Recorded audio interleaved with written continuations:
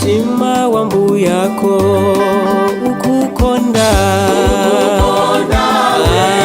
ndiye wakuona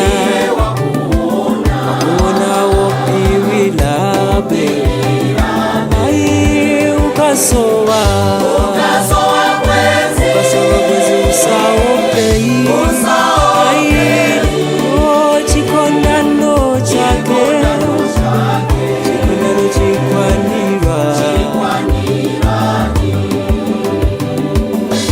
akukumbukirwa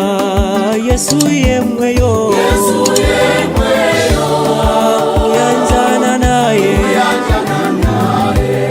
muri moyo, ai udela njikawa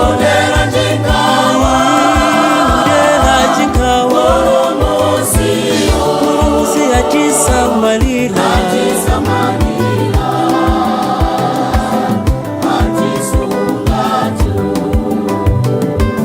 munda mwambu yako mulinchito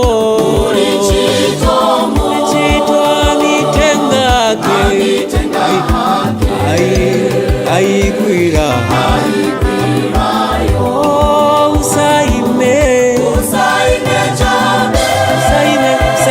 usaime, Yesu akufuna,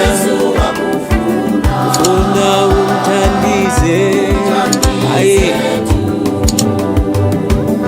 kwao kwa mbu yako uzafikako,